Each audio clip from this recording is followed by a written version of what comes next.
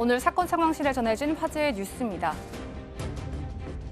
경찰이 폭행당하는 남성을 방관했다는 논란이 있었습니다. 11일 30대 남성이 전남 함평군청 앞에서 1인 시위 도중 건장한 남성에게 무차별 폭행을 당합니다.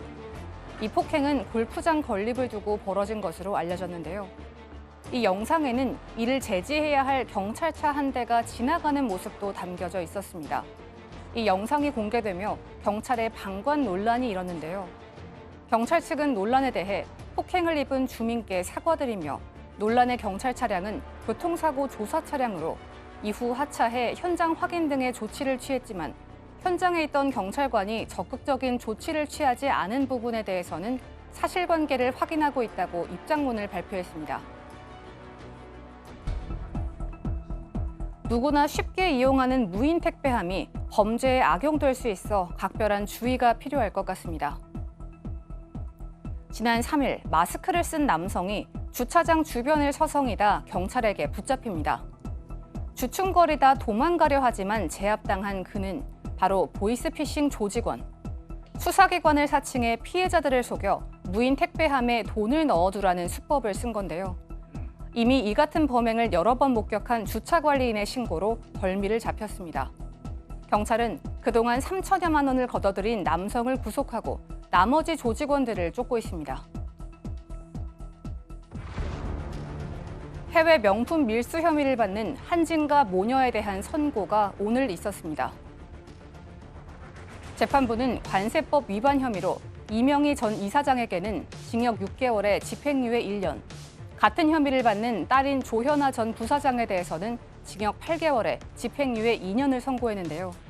또한 이 전 이사장에게는 벌금 70만 원과 추징금 3,700만 원, 조 전 부사장에게는 벌금 480만 원과 추징금 6,300만 원이 각각 추가로 선고됐습니다.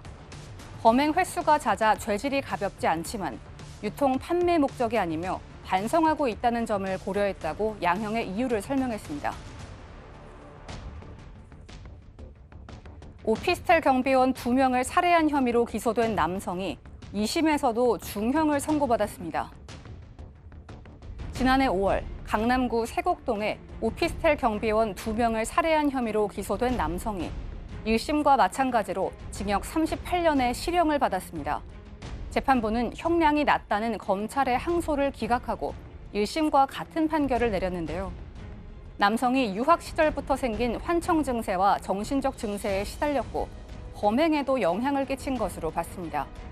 재판부는 범행이 잔혹하고 유족의 고통이 극심하지만 피고인의 심신미약 주장을 받아들여 원심의 형이 적정하다고 판단했습니다. 지금까지 사건 상황실이었습니다. 네, 이 경비원 살해범 2심 결과가 나왔는데 1심이랑 똑같은 징역 38년입니다. 네, 심신미약이 인정됐습니까? 네, 맞습니다. 이건 심신미약이 인정돼서 무기징역에서 징역 38년으로 감형을 했다라고 밝혔는데요. 이제 1심도 징역 38년을 선고를 했고 검찰은 형이 낮다고 이제 항소를 했습니다만 심신미약이 인정됐던 이유는 이 남성이 군복무 시절부터 정신적인 문제에 시달렸는데 그때 이제 적절하게 치료를 받지 못했고 원치 않는 유학생활 과정에서 이 정신병 증세가 악화가 돼서 이제 환청 같은 것에 시달려서 이제 학업을 중단하기도 했다는데요.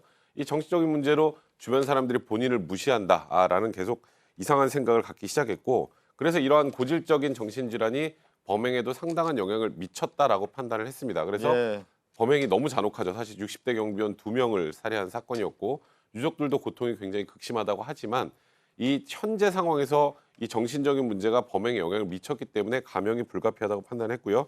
범행 당시 거주하는 오피스텔에서도 이제 여자 목소리가 들린다. 뭐 지금 현관문을 두드리는 소리가 난다. 이런 환청과 망상에 시달렸던 걸로 알려지고 있습니다. 예.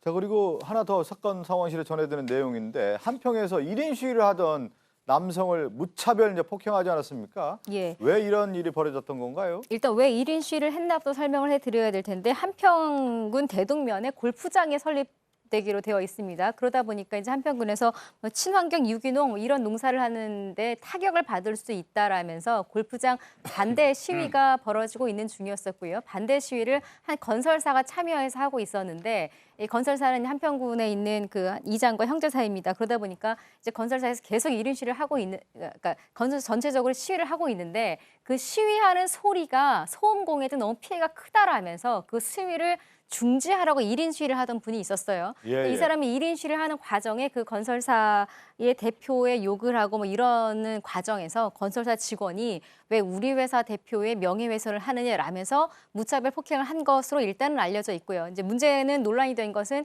그걸 지나가던 경찰이 보고도 방관했다. 이렇게 폭행을 당하고 있는 것에 대해 이런 문제가 제기가 된 것이고 일단 경찰 측에서는 당시에 지나가다가 본 경찰은 교통사고 조사하는 사람이었고 이제 그 사람이 이 사건을 목격을 하고 네네. 강력 형사에게 연락을 하고 이런 과정에 조금 지체된 것이지 경찰 자체가 어떤 사건을 무마하거나 방관한 것은 아니다라고 해명을 했습니다. 아 근데 이 부분은 분명히 한번 짚고는 가야 될 것 같습니다. 예, 예. 국민의 입장에서는 교통경찰, 교통사고 처리 경찰도 경찰이에요. 그렇죠. 경찰은요 크게 그냥 경찰인 것뿐입니다. 예. 그런데 경찰이 목전에서 폭행이라는 범죄가 진행 중에 있는데 그거를 당연히 개입해가지고 진압 내지는 체포하는 게 경찰의 도리입니다. 그걸 하지 않으면 그 경찰은 직무유기에 준하는 겁니다. 네네. 그래서 이 부분은 명백히 제가 판단할 때는 교통사고 처리 그 조사 경찰이라 해가지고 현장에서 폭행이 이루어지는 거를 보고도 어딘가 뭐 전화하면서 아마 미뤘겠죠. 빨리 가보라고. 근데 본인이 직접 그 진압이나 체포행위를 안 했으면 이 경찰관은 제가 볼 때는 그 네. 책임을 질 수밖에 없을 겁니다. 뭐 화면에도 보였지만 그 1인 시위하는 사람을 저렇게 이제 폭행을 했는데 또 경찰이 지나가던 경찰이 수수방관했다고 하는 것 자체가 이제 문제가 된 거죠. 사건 상담실로 갑니다.